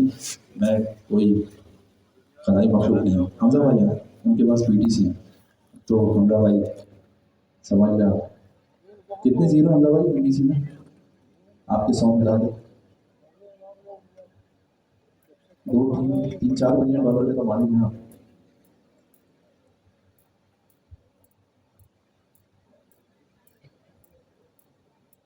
छोड़े आप आगे काम, मैंने क्या कहा आपसे?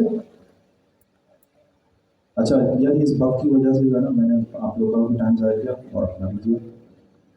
अब जल्दी से आते हैं, समझ लेते हैं। देखें, प्रीवियसली मैंने क्या किया था, मैंने ये पर्टिकुलर पैरामीटर पास नहीं किया था, तो वो कैसे बिहेव कर रहा था,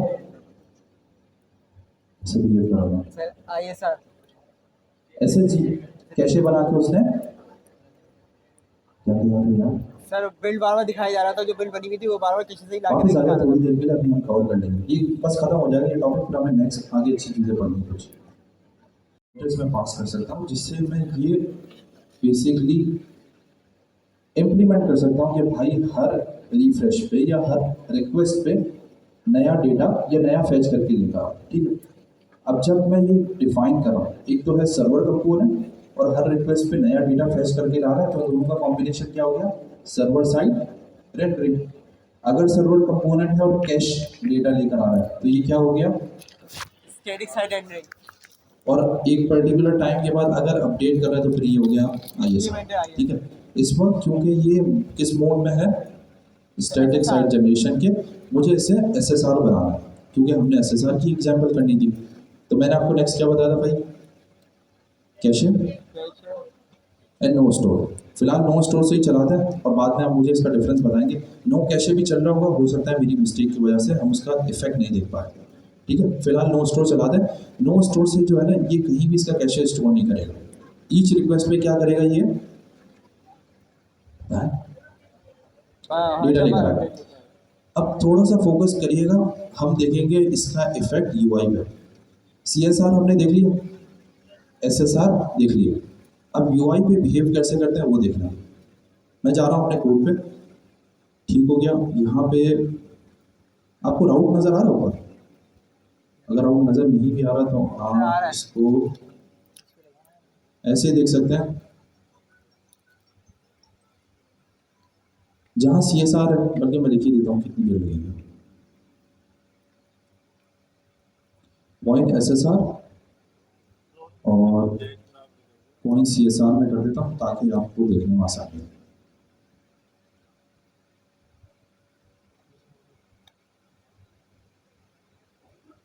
ये चीज़ आपको यहाँ पे नजर आ रही है। अब मैं रिफ्रेश करने वाला हूँ, रिफ्रेश किया, यूआई फौरन से लोड हो गई, आपने देखा, फिर से देखते हैं,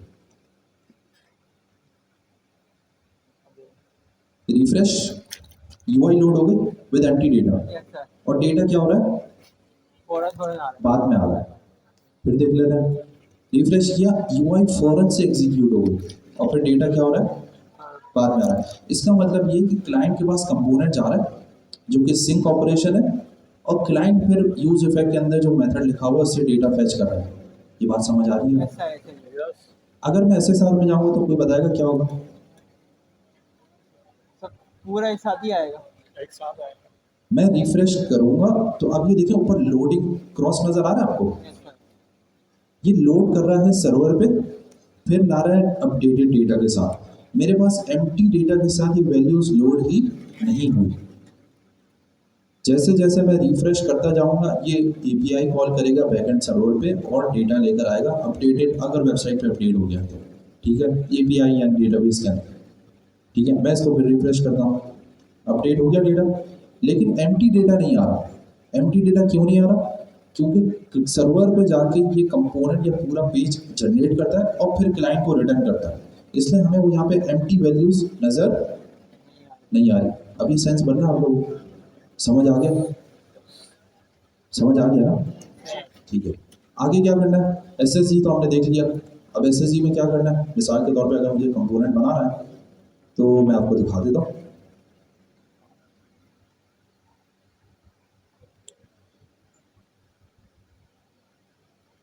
ये कॉइन मार्केट है, नाम मैंने इसका रख दिया एसएसजी। पहले स्टेप में क्या हो रहा है? वही मैं डेटा फेच कर रहा हूँ, बट इस मर्तबा मैंने कोई एक्स्ट्रा ऑप्शन पास किया तो ये क्या करेगा? उसका आप बिल बना कैशे बना के फर्स्ट टाइम के लिए रख लेगा, उसके बाद डेटा अपडेट होगा? नहीं सर, नहीं होगा। ये क्या करा? अवेट डॉट रिस्पॉन्स यानी जेसन का डेटा रिटर्न किया यहाँ पे, और फिर हम इसे रेफरेंस करें। अब एक चीज़ मेरे पास रह गई सिर्फ H1, क्योंकि मैं यहाँ पे ऐड करूँगा, मैंने लिखा भाई कॉइन डैश SSG।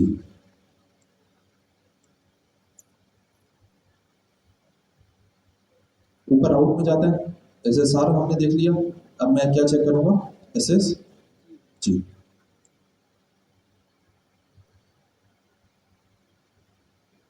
कुछ ब्रेक तो नहीं कर दिया?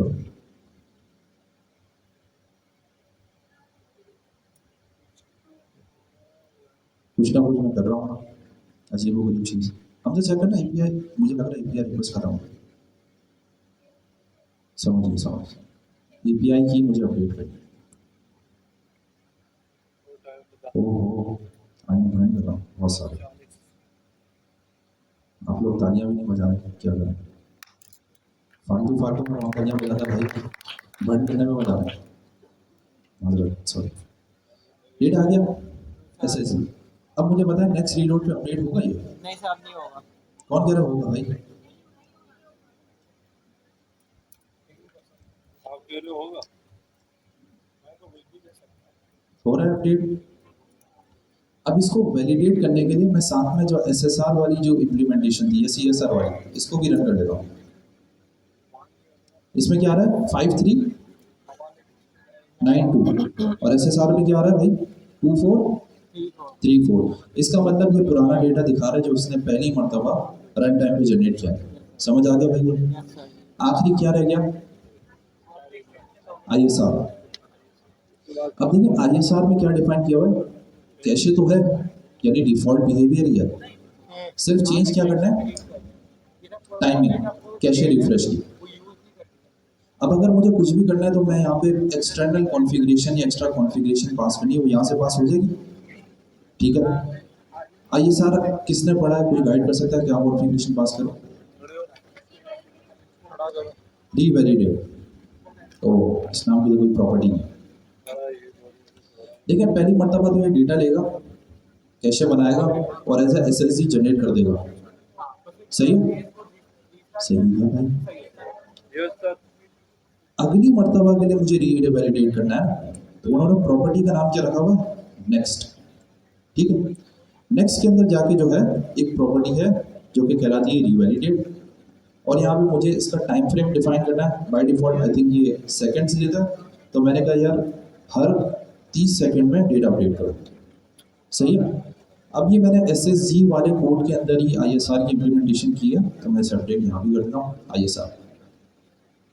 ओके, और अब इसे रिलोड करते हैं। अब आप 30 सेकंड गिनिएगा और फिर मुझे बताइएगा, फिर हम क्लाइंट को भी रिफ्रेश करेंगे और ISR को भी करेंगे। अभी क्या आ रहा भाई डेटा 443725। Wait for 30 seconds.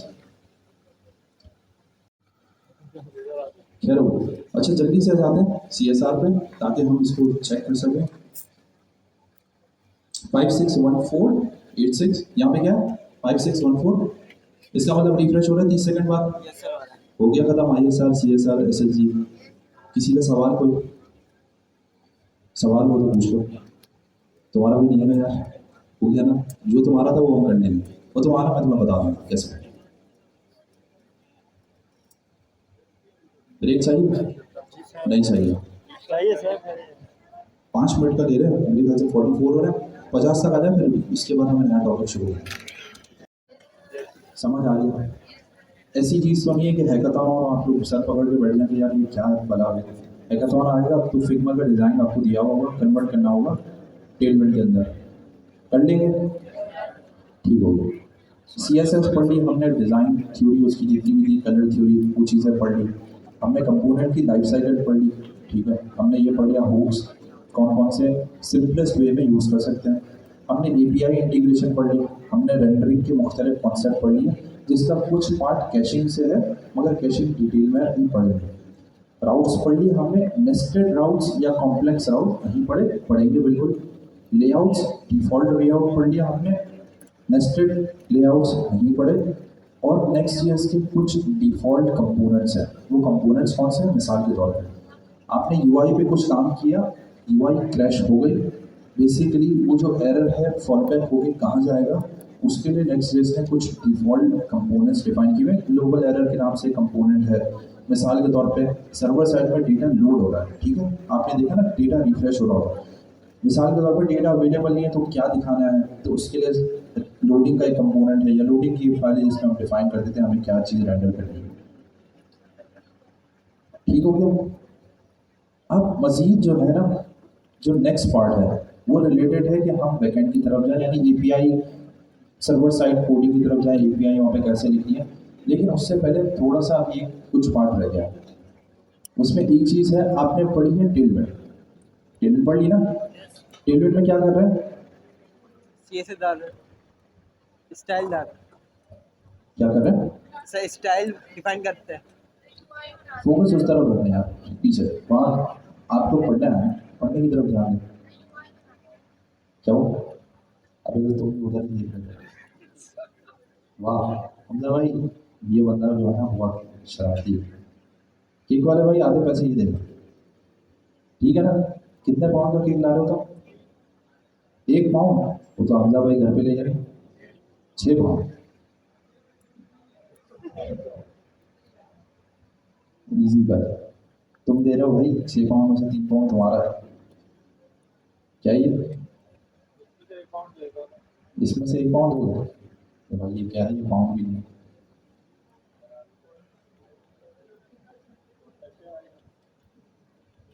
यार ये बंदा बहुत नॉनसेंस फैला, किसी दिन हम मिल के जो जेंट्स पार्टी है, कुछ गलत करेंगे, नहीं इसको ग्राउंड में लेके जाएंगे और फिर इसे बता देंगे, ठीक होगा। आप में से किसी को शामिल होना भाई की ग्रुप में तो बता दीजिए। देखें कोई आइडेंटिफाई नहीं होगा क्योंकि हम भाई पे कपड़ा डालेंगे, मगर चल जाता है ना, कोई मसला तो नहीं, फिर इसका मतलब मार सकते हैं। बहुत हो गया यार, बहुत मैं नॉनसेंस कर रहा हूँ, समझे। टेलमेंट में हम क्या कर रहे हैं, बेसिकली CSS लिख रहे हैं, लेकिन कंपोनेंट आपको स्क्रैच से बनाना पड़ता है। अब आपने जो है ना, आपको 2-3 चीज़ें समझ ली। ये वो चीज़ है, अगर मुझे मिसाल के तौर पर मैं एक डेवलपमेंट करा, एक एप्लीकेशन बनानी है, एक बटन भी अगर मुझे लिखना है तो मैं टेलमेंट के थ्रू क्या करूँगा, उसे स्टाइल करूँगा। एक ड्रॉप डाउन बनाना है, एक हेडर बनाना है, या एक लिस्ट कंपोनेंट बनाना है, टेक्स्ट एरिया बनाना है, हर चीज़ मुझे क्या करनी पड़ेगी, स्टाइल करनी पड़ेगी। देखिए मार्केट में ना ऑलरेडी कुछ डिज़ाइन लाइब्रेरीज या फ्रेमवर्क अवेलेबल है। अगर आप में से कोई काम करता होगा, उसे थोड़ा बहुत अंदाजा होगा, तो वो नाम से नाम ले सकता है। शेड सीएम, किस किस को पता है शेड सीएम क्या नाम सुना है? इसमें से किस किस ने यूज़ किया है शेड सीएम और कौन कौन करता है? सही है। इसके अलावा कोई बताएगा क्या चीज़? यार तुम काम करते हो प्रोफेशनली। आप में से कौन कौन ऐसा बंदा है जो अभी प्रोफेशनली काम कर रहा है डेवलपमेंट में? हाँ तो हाँ, शर्माने की क्या अच्छी बात है। ठीक है, और कौन कौन ऐसा है जो इसी फील्ड में नेक्स्ट में काम कर रहा है, पहले नहीं करता था, पढ़ने के बाद करना शुरू किया, ऐसा कोई बंदा है? हाथ पालो यार। लेकिन जो उठाएगा ना, उस जाहिर सी बात है वो हाईलाइट होगा। हाईलाइट होने का मकसद क्या है? काम मिलेगा अपनी जगह पे, प्रमोशन भी मिलेगी, ठीक है, आपका अपना ब्रांड भी बनेगा। ब्रांड मतलब फेस वैल्यू। तो जो कर रहा है वो खुशी से बताए, मगर ऐसा ना हो कि यार आप पहले से ही जीते थे और अब आप बोलें यार मैंने तो सब कुछ यहीं से पढ़ के किया, तो वो आपकी जो क्लासमेट है उनमें थोड़ा सा वो कर देंगे। ठीक है, समझ गए बात? अब आपने मुझे बताया दोस्त, अब आप अपनी जगह पर खड़े हो और मुझे ये बताओ यार, शेड सीएन एक है, एंड डिज़ाइन है, मटीरियल यूआई है, बेसिक यूआई है, टेलमेंट अपनी जगह पर है, फर्क क्या है सब में? इतने सारे क्यों आ गए?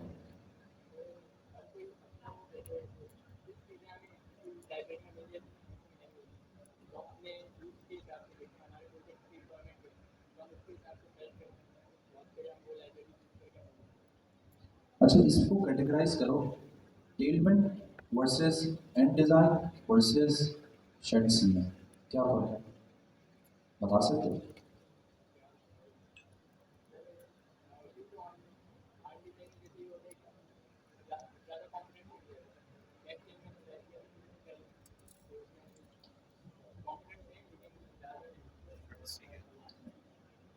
ज़्यादा है और टेलमेंट।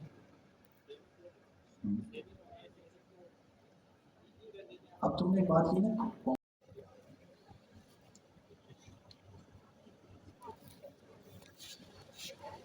नजर आ रहा है मेरी स्क्रीन पे? एक तो मैं स्टॉप कर लेता हूँ, आप लोग याद भी नहीं दिलाते, सब चमक रहे हैं, ऐसा क्यों है? White screen. रोशनी पड़ रही है। एक है एंड डिजाइन, एक मैं दिखा रहा हूँ शेड्स यहाँ, ठीक है?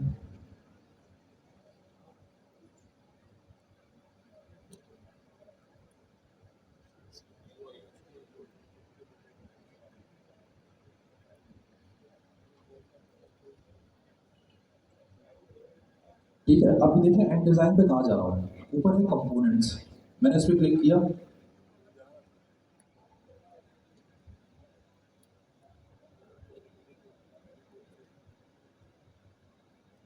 साइड पे क्या रहा है मेरे पास? बटन्स, फ्लोट बटन्स, आइकन्स, ठीक है, लेआउट, ड्रॉप डाउन।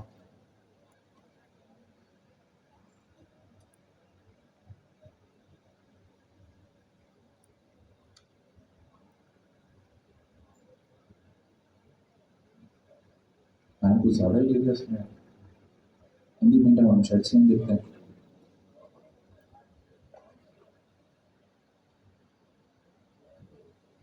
क्या हो गया मुझे लगता है?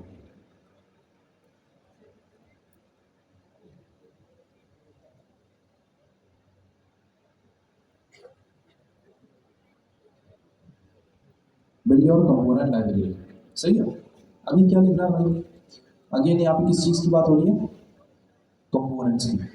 अब आप देखिए यहाँ पे कितने बेहतरीन बेहतरीन कंपोनेंट्स बने हुए हैं, ठीक है। अच्छा, वहाँ से डिस्टर्बेंस आ रही है, यहाँ फोकस, जब मजाक के टाइम पे मजाक, पढ़ने के टाइम पे पढ़ना, ठीक है। यहाँ पे क्या है? Build your component library. अब अगर आप देखें, मिसाल के तौर पे मुझे अगर बटन बनाना है, तो अभी मैं क्या करता हूँ, मैं बटन का कोड टेलमेंट के अंदर लिखता हूँ। अगर मैं एंड डिज़ाइन इंस्टॉल कर लूँ तो मैं किस तरीके से कर सकता हूँ?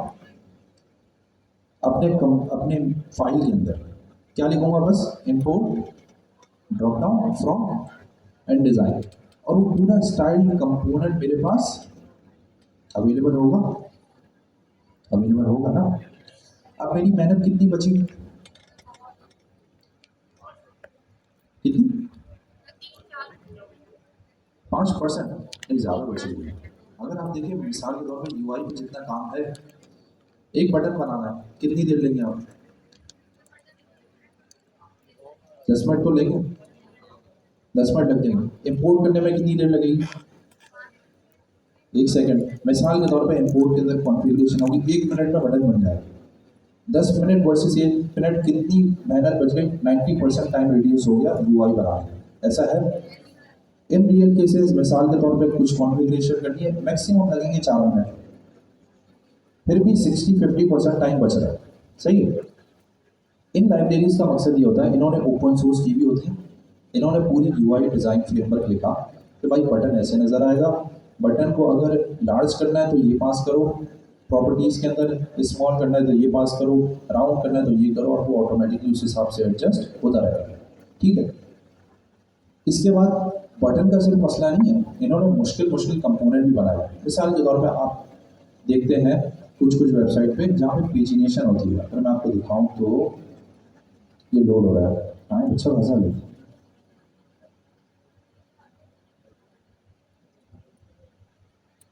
टाइम क्या हो रहा है, टाइम देखने दो। ये देख रहे हैं ये कंपोनेंट, अब अगर आपको ये बनाना हो, अब कितना टाइम लगेगा, टाइम लग जाएगा। इंपोर्ट करने में तो उतना ही टाइम लग रहा है, 4 मिनट, ऐसा ही है, ठीक है। इसी तरीके से अभी ना मैं देखूँ कलर पिकर लिखा हुआ, अब अव्वल तो मैं अगर कलर पिकर बनाने जाऊँ तो पूरा दिन बैठ के कलर पिकर ही बनेगा, ऐसा कोई दिन नहीं बनेगा, ऐसा ही है। ऐसा ही है। इंपोर्ट करने में कितना टाइम लगेगा भाई, वो 4 मिनट। कॉन्फ़िगरेशन करने में चले, कलर पिकर कॉम्प्लेक्स कंपोनेंट है, ये बनाने में शायद मैं पूरा दिन लगाऊंगा, सही है ना। ये इनके पास बने बनाए डिफ़ॉल्ट कंपोनेंट है, आप सिर्फ इनको सिंपली यूज़ कर सकते हैं अपने कोड में और अपनी एप्लीकेशन की यूआई बेहतर बना सकते हैं। दूसरा मसला ये भी है कि जिस तरह की हम यूआई बनाते हैं गोले गड्ढे वाली और वो टिन डब्बे वाली, जिसका कोई लुक नहीं होता, एटलीस्ट वो उसको भी एरेडिकेट कर देता है, क्योंकि इनकी अपना एक डिज़ाइन स्टैंडर्ड सेट हुआ हुआ है कि वो यूज़ करते हुए आपको ऑटोमेटिकली एक खूबसूरत सा कंपोनेंट दे सकते हैं। उस खूबसूरती के ऊपर अब आप अपनी खूबसूरती और अपना गोला गंडा डाल दें, ठीक है। अब बात ये हो रही थी कि भाई एंड डिज़ाइन, ये एक लाइब्रेरी है, इस तरीके से इंपोर्ट हो रही है, और एक शेड्सियाँ, ये भी अगेन कंपोनेंट लाइब्रेरी है, मगर इनमें बड़ा फ़र्क है, और वो फ़र्क हमें कौन बताएगा भाई, नबील भाई।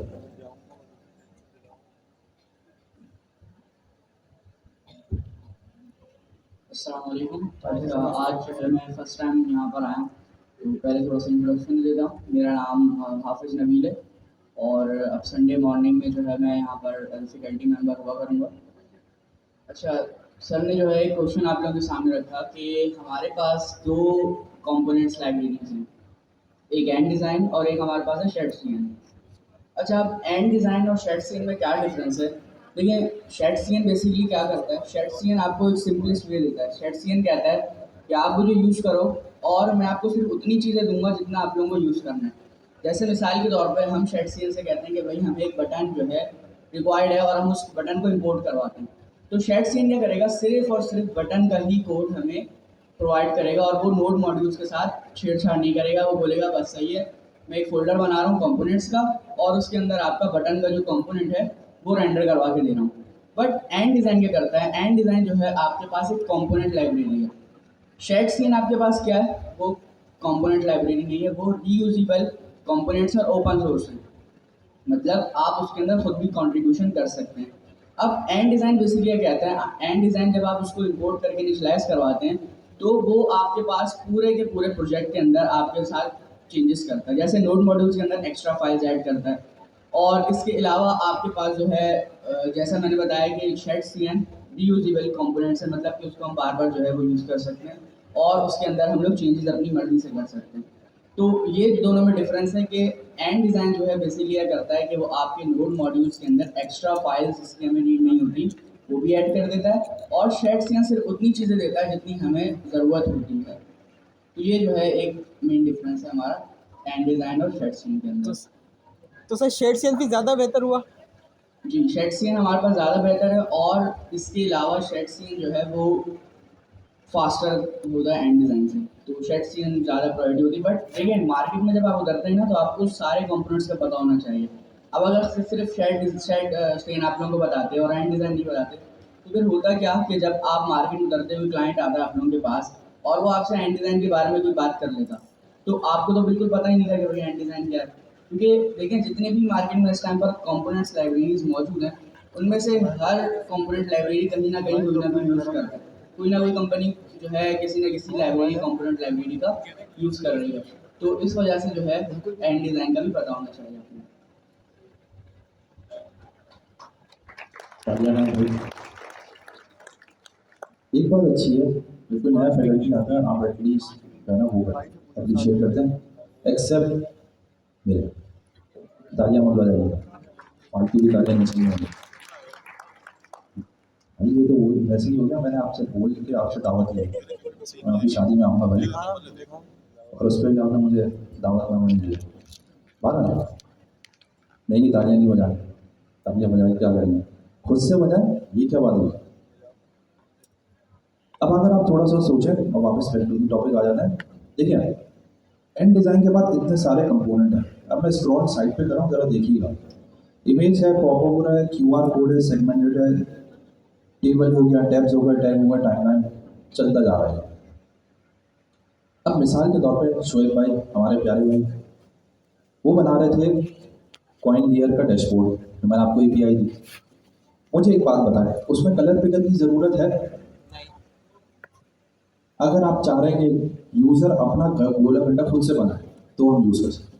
ठीक है, आपने चार्ट दे दिए और वो अपने हिसाब से pink colour, purple colour use कर रहा है। उसमें इस स्केलेटन की ज़रूरत है, ठीक है, क्योंकि स्केलेटन में दूसरा नंबर है, कैलेंडर की ज़रूरत है नहीं है। सिर्फ यूज़र आता है, सर्च करता है, लेटेस्ट डेटा आ जाता है। हमने ये फीचर नहीं दिया हुआ कि हिस्टोरिकल डेटा लेकर आए। अब आप ये समझें कि यार अगर मुझे एंड डिज़ाइन में से सिर्फ